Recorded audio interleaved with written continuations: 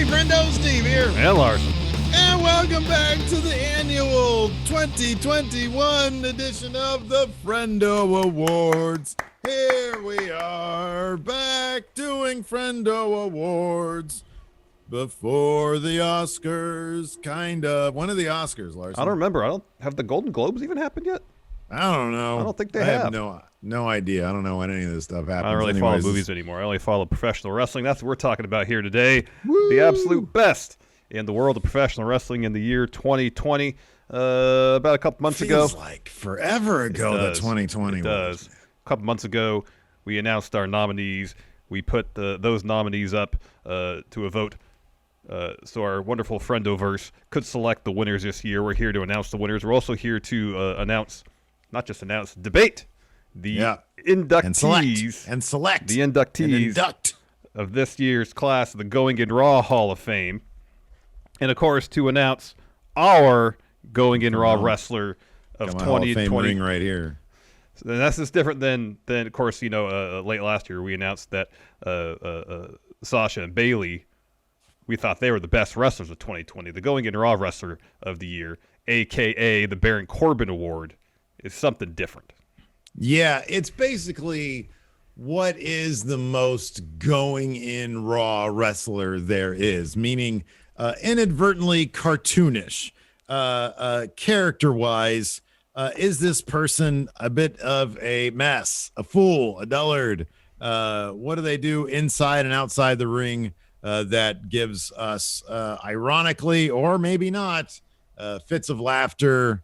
Just Baron Corbin Award. That says it all. Mm-hmm. Mm-hmm. Hey. So let's kick things off with presenting this year's winner of the Baron Corbin Award. I don't think there's much debate to be had here, whether it's as his current iteration, T-Bar, or as his NXT persona, Dominik Dijakovic. For the entire year of 2020, we were wildly entertained by Dominik Dijakovic. My highlight maybe was when that video highlight package building up to Keith Lee versus Karrion Kross, where they had that shot of Dijakovic in the cross jacket, and they went into After Effects and made his face a little purple. They killed him in post-production is what they did. Pretty much. Because once you're that level of purple, you're pretty much dead. Mm-hmm. They had him feud. They had him leave after his feud with Keith Lee. And I think at that point it was reported that he was in main roster limbo. And then they brought him back to get murdered by Karrion Kross. And then he showed up as T-Bar as part of Retribution. And the entire thing is just, and he's got a killer Twitter game. His Twitter game's really good. And on top of that, I think it was in 2020 that one of the friendos ordered a cameo from Dijak to us that we used, I think, a couple times where he says, "Hey, feels like an Arby's night." So for all the endless hours of entertainment, T-Bar, Dijak. I'm happy to say that most of Dijak's shenanigans were all intentional on his part. Yes. Him, playing along, being funny. He is a terrific wrestler. He is. An absolutely terrific wrestler. Yes. And I think you and I both would love to see him tear away the shackles of T-Bar and become once again Dijak, or even maybe something completely different. I don't know. Yeah, exactly. All right, let's get to these Friendo voted upon categories. First category here, Breakout Star of 2020. Nominees were John Silver, Raquel Gonzalez, Leon Ruff, Pat McAfee, and Shotzi Blackheart. Your winner, with 48% of the vote, John Silver. Johnny Hungy, John Silver with 48% of the vote. I was shocked and saddened to see Pat McAfee come in with second, although I guess I shouldn't be too surprised given the backlash you and I experienced when we ran him down on that one random episode of NXT. Shotzi Blackheart, I'm surprised she didn't come up a bit more than she did. But yeah, John Silver definitely, I feel deserves this. Next up, best promotion. This is going to be controversial, Larson. This is going to be controversial, but we didn't vote on this. The Friendos did.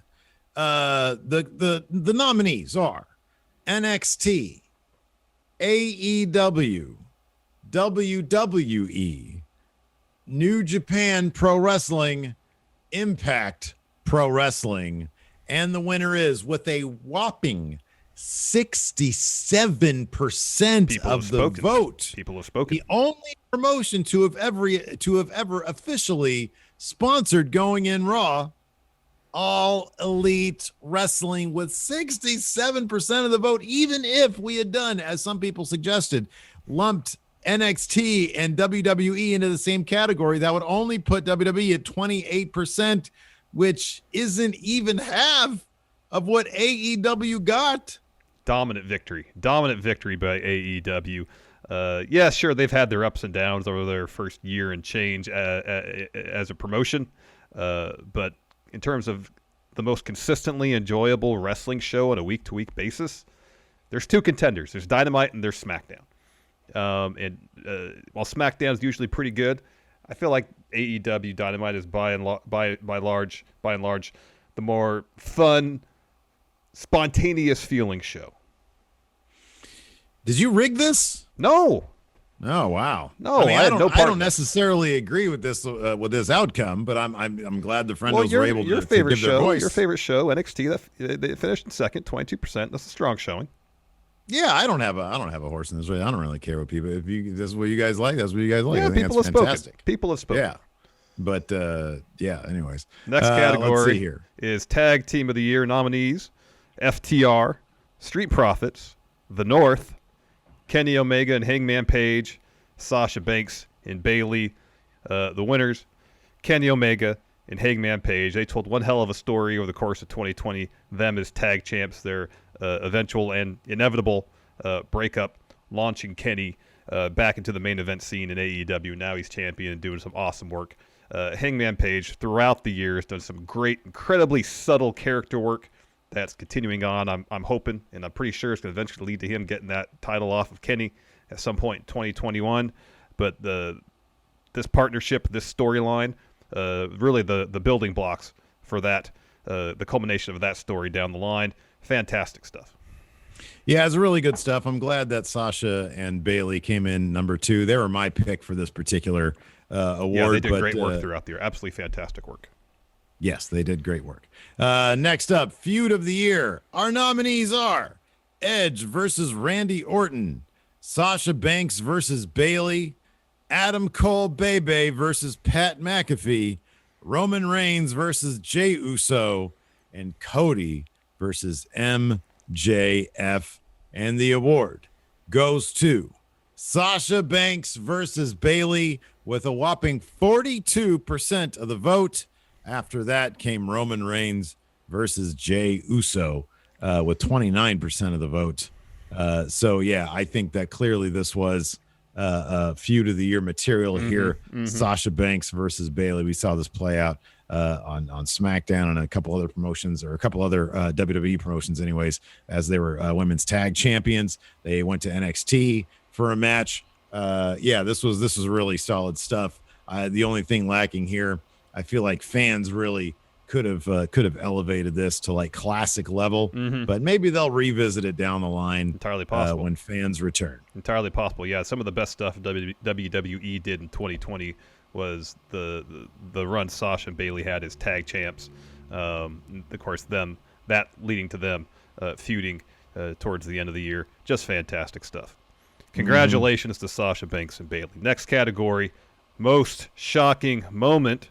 Nominees: Kenny Omega goes to Impact. That's pretty shocking. WWE splits up the New Day. Brody Lee destroys Cody. Edge returns at the Royal Rumble. And finally, Roman returns at SummerSlam. The winner, getting more than half the vote, Edge returns at the Royal Rumble, 54% of the vote. It was rumored throughout the tail end of 2019 that he was coming back. He denied it. Turns out he did return. It's a pretty shocking moment. And Edge has had himself a pretty good year, apart from getting hurt. He had a really good match against Randy Orton at Backlash and came back early this year to win the Royal Rumble. Definitely the biggest moment of the year. I mean, who knows what other kind of big moments we would have had.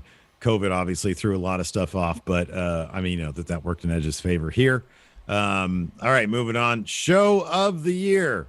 The nominees are AEW Dynamite's Brody Lee Celebration of Life, Worlds Collide 2020, Wrestle Kingdom 14 Night 1, AEW Revolution, and of course AAA Triple Mania 28. The winner by far, Brody Lee's Celebration of Life, got 69% of the vote. This is not shocking at all. It was a heartfelt, beautiful, wonderful tribute to, by all accounts, an incredibly lovely, wonderful, caring, kind human being. It was a tragedy, the biggest tragedy of the year in terms of losing, a wrestler. It was absolutely horrible. They celebrated him, his family. They've continued to do that with the presence of -1. And just in being the elite, in the Dark Order's little office, they've got a painting hanging of Brody Lee. His presence is still very much felt. When they open Dynamite, they say it's Wednesday. You know what that means. So yeah, this was a really, really beautiful, real moment in wrestling this year. Yep. Next category, cinematic match of the year. Nominees: AEW Stadium Stampede, Firefly Funhouse match, the Boneyard match, 2020 Money in the Bank Climbing the Corporate Ladder match, and AEW The Final Deletion. The winner, and I'm in complete agreement with this because it's my personal match of the year 2020, Firefly Funhouse match. John Cena, The Fiend, Bray Wyatt. The Fiend pretty much erases John Cena from existence. You can't see him. Basically a bit of a love letter to professional wrestling. All the references they make to wrestling history, all the various storylines, rumors, reports about John Cena, basically mentioned throughout. Fantastic stuff. Absolutely fantastic. It's basically a pro wrestling art film. Brilliant. Yeah, that's exactly what it is. A video essay on the career of John Cena, but also looks at, pro wrestling itself and its conventions, its tropes. An absolutely beautiful, absolutely inspired piece of art produced during a very oddball times here in the world, on the planet. And we're lucky to have, out of the tragedy, we see something beautiful. This little piece of art here that came out of WrestleMania this year. Good pick for the people here. Next up, match of the year. The nominees are Ilya Dragunov versus Walter from NXT UK, Young Bucks versus Kenny Omega and Hangman Page at AEW Revolution, Sasha Banks versus Bayley at Hell in a Cell, Randy Orton versus Edge in the greatest wrestling match ever at WWE Backlash, and Kazuchika Okada versus Kota Ibushi, Wrestle Kingdom 14, Night 1. And your winner is Young Bucks versus Kenny Omega and Hangman Page, AEW Revolution. This was a bit closer, 44% versus Ilya versus Walter, 27%. I'm happy that NXT UK got a little bit of love from the Friendos. That was a really terrific match. But of course, this tag team match is an all-time classic. This is up there with the Young Bucks versus the Golden Lovers from a couple years ago. Absolutely terrific match. Hard not to go with this one, Larson. Yep, agreed. And finally, Wrestler of the Year.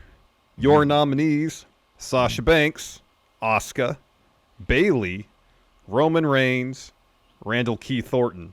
The winner, with 37% of the vote, the head of the table, the tribal chief, Roman Reigns, Friendo Awards Wrestler of the Year for the year 2020. Congratulations to Roman. Congratulations. The Friendos definitely respecting him, respecting his family, respecting the bloodline.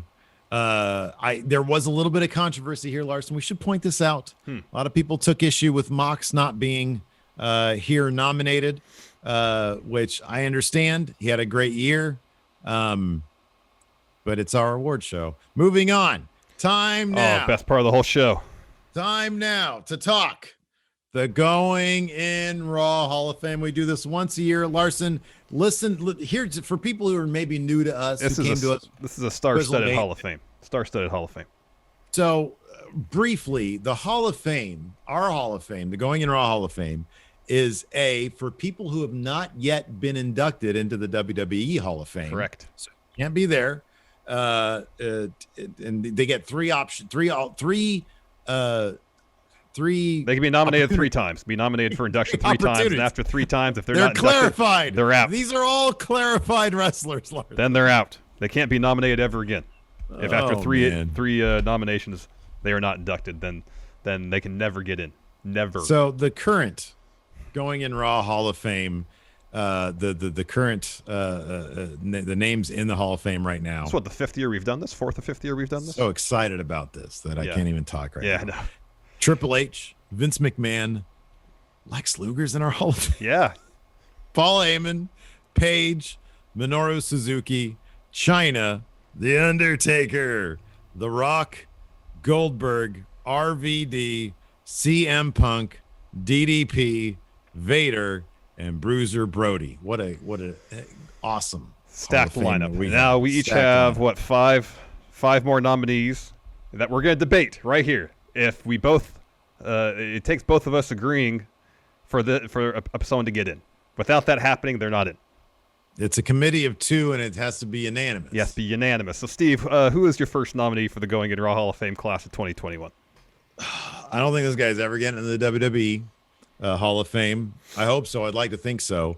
Possibly one of the most influential figures in modern professional wrestling. If it wasn't for this guy, I'm not sure we'd have an ECW. I'm speaking, of course, of Atsushi Onita, man behind Frontier Martial Arts Wrestling, FMW. I mean, look up their death matches. They are amazing. They're a sight to behold.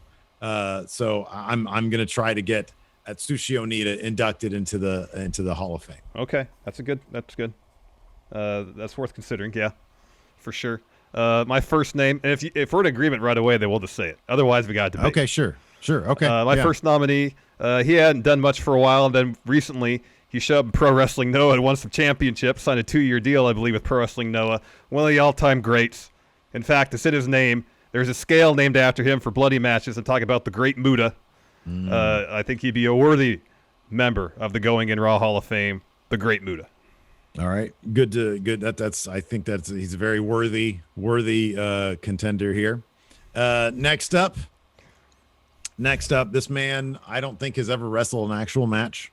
However, his name is synonymous with all that's great in pro wrestling, and when I say all that's great in pro wrestling, I mean inside dirt, backstage stuff. I'm of course referring to the man who has a nickname that is basically godlike, the Wrestling Observer himself, David Meltzer. Oh my God. Dave Meltzer, I would like to nominate for Going in Raw Hall of Fame. Wow. If it wasn't for him, we wouldn't have jobs, Larson. That is a fact. That's a shoot. So I was looking over the list of our Hall of Fame. I know something glaring that was missing, and that's tag teams. We don't have any tag teams in our Hall of Fame whatsoever. Tag teams. No tag teams. And so that's a pretty massive omission. And so when I looked at that, looked at the potential eligible tag teams and people, either teams or individuals who are already in the WWE Hall of Fame, it's a pretty short list. So probably the greatest tag team that doesn't have themselves or individual members in the WWE Hall of Fame is the Steiner Brothers. Okay. Steiner Brothers should be in the Going in Raw Hall of Fame. We know Scott Steiner's probably never going to be in the WWE Hall of Fame. That's a shoot. Yeah, that's a shoot. So I'll say the Steiner Brothers. They're my nominee, second nominee to be in the Going in Raw Hall of Fame. All right, that's something to look into. My next one here is I don't dislike any of your choices. There's 3 more. Just wait.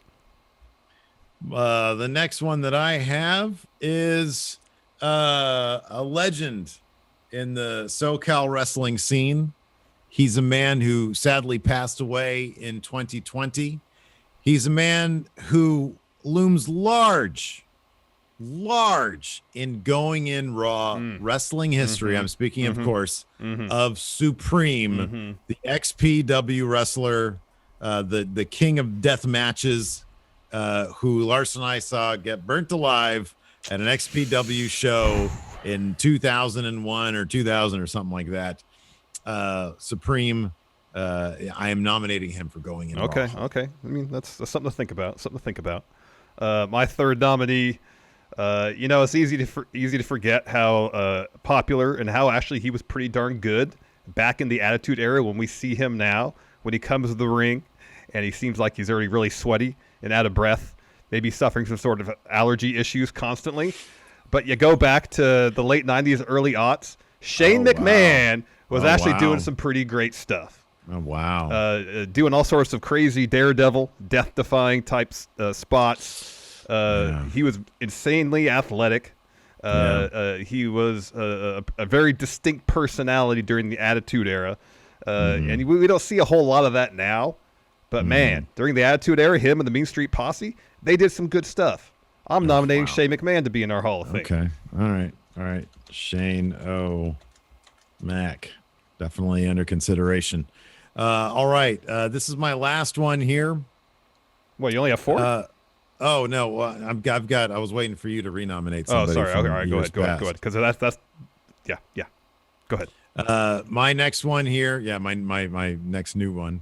My last new one is a man who we saw an exceptional dark side of the ring based around him. We know that he's a master craftsman in the kitchen, specializing in spaghetti. You can't take your eyes off him. He's one of the all-time promos. If you go back and watch any of his promos back in the day what was Cornette's promotion? Smoky Mountain. Yeah, Smoky Mountain. Thank you. An all-time promo. A guy who didn't compromise, did things his way.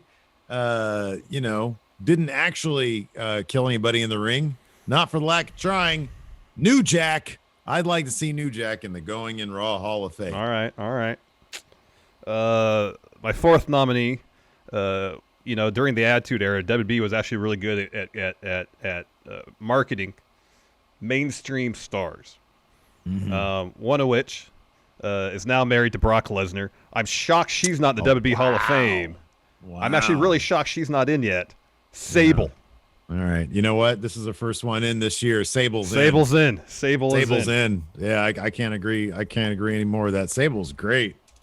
Sable was awesome. Sable. I don't know why WWE didn't do a lot more with their. Congratulations to Sable. Congratulations, first member of the Sable. Going in Raw Hall of Fame class 2021. And now let's talk about someone who's most assuredly getting in. It still boggles my mind that you always denied him entry in the past.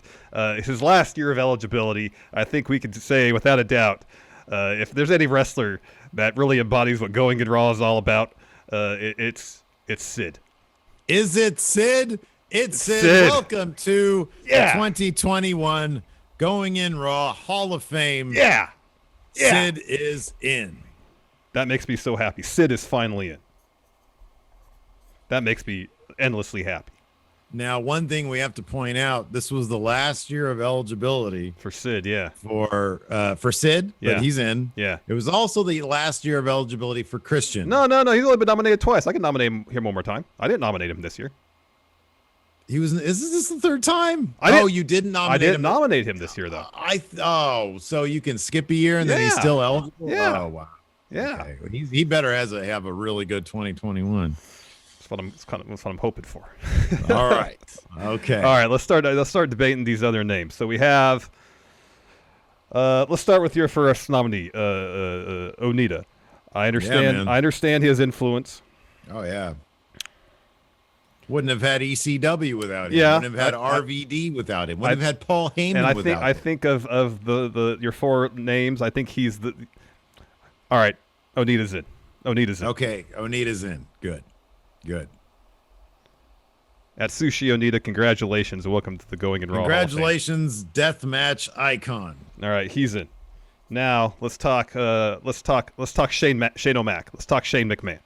Ooh, why don't you go with an easier one first? I mean, I'm willing to put Great Muta in. All right, Great Muta. Congratulations, Great Muta's in. He's in. That's fine. I'm good with that. All right, now let's talk Shane O'Mac. Dude. See, it's so easy to just think about what he's done lately, which just hasn't been great. No, I'm thinking about what he did back then, and my main problem with Shane O'Mac, my main issue with him was in kayfabe. Why was he as good as guys like Kurt Angle? That bugs the shit out of me. He's just a kid. He's just a rich kid who would just go in there. And yeah, he did a lot of cool shit. But why is he as good as Kurt Angle? Here's why. Because he grew up in the business. He's been in that wrestling ring his entire life. While he might not have Eric, it's not like he was groomed to be a wrestler. No, he wasn't. He was a referee for a while. That being said, he could hold his own. And he had the Mean Street Posse helping him out. Can we talk about Dave Meltzer instead? I feel like he should be a shoo-in, dude. Dave Meltzer should be a shoo-in. You do realize if it wasn't for him, we wouldn't have jobs. Well, we'd have jobs. It just wouldn't be this job. We'd have jobs. We still Dave might Meltzer really should be. All right, fine. Meltzer's in. Hey, Dave Meltzer's in. Meltzer's in, I guess. I also would say this. It's a no-brainer that the Steiner brothers are in. Yeah, absolutely. Our first tag team. It's an absolute no-brainer. I was going to object to their backstage shenanigans, but they're very going in Raw backstage shenanigans, so I'm okay with that. I mean, too. for the Steiner Math promo alone. Didn't they used to? I understand that Scott's doing it by himself, but you know. Didn't they used to like? Yeah, he had a Shoney's restaurant. Didn't they used to? Didn't they used to like take people's like duffel bags and like padlock them to like the floor or something like something like that? Yeah, yeah. Some of the antics, you know, obviously you could do without, but and their matches, some of the moves in their matches have like sort of found new life in GIF form, and like when I think it was Scott Steiner who like did that like freaking German suplex to Vader, and man, that was crazy good shit. Yeah, no, they're totally in. Totally in. Wow, 4 of my 5 in. Incredible. All right, so wait, come on, you can't. New Jack. New Jack is a legend, an absolute legend. He is very pro wrestling. He is. Oh, okay, we'll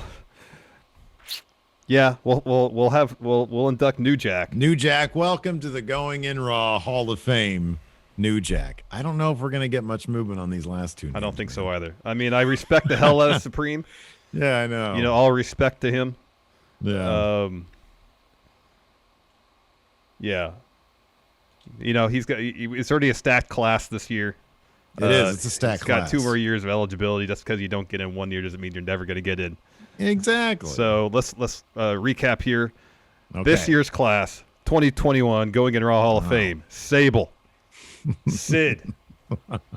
Atsushi Onita, the Great Muta. 7 people. I know, it's a lot. Usually it's like 3 or 4. Dave Meltzer, the Steiner brothers, and New Jack. Congratulations to them all. Good. It's a pretty good class. I want to introduce something new this year. It's here on the notes. Or something? The Friendo Wing. Oh, so we've been doing this long enough. We've had some people come into our community who've been a part of our community, been a part of the show, who have been massively influential. Adam Konopka. That's a good name. Ash Toulette. Ash Toulette. Ash, where's Ash? So here's some names I have. We can't have this part of the Going In Raw Hall of Fame without including this individual, this man. He helped create the show. He is the Babe Ruth of Going In Raw. I'm talking about Dan Nerd Cubed. He's in. He's in. Yeah, he's in. Next, the Enforcer, Stevie Bradley. He's the third man brother. Oh, yeah. I can't imagine us having a Friendo wing of the Hall of Fame and not having the Enforcer in there. Yeah, he's in. He's in for sure. Third, another name, Cal Jack.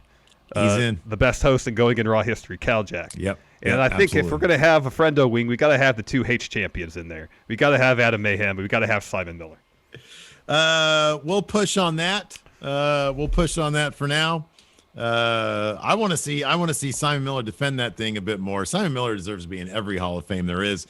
But in terms of Going In Raw as H champion, I need to see a little bit more in the defense area. Once COVID's done with, I think we got to put let's put the first H champion in there to set precedent. Adam Mayhem, he's in. Adam Mayhem. We'll see about next time. Well, look, we can't agree on everything. Next year is another year. It'll be a second year up for it. We'll see if maybe the tides will turn on Adam Mayhem. It's out of my hands. It's entirely in your hands. You're the one that's denying him entry. I'm advocating for Adam Mayhem. He held the H title for a long time. He defended it all over the world. Yeah. Well, I got to listen sometimes to the powers that be. See what We they are have the to powers say. that be. See if I got any text messages from them. Pornhub.com. Oh my No, nothing gosh. from them yet, Larson. Nothing from them yet. So maybe next year, Adam Mayhem will get into the. You know what? How about this? For the Friendo wing, there is no limit on the number of times you can be nominated. Yeah, that seems fair. So we'll see. Maybe next year. Yeah, next Adam year. Mayhem. Mayhem will be in next year. We'll see. Well, we'll give it strong consideration next year. Anyways, another rousing episode of the Friendo Awards. Thanks everybody for tuning in. We appreciate it. Till next time, we'll talk to you later. Goodbye.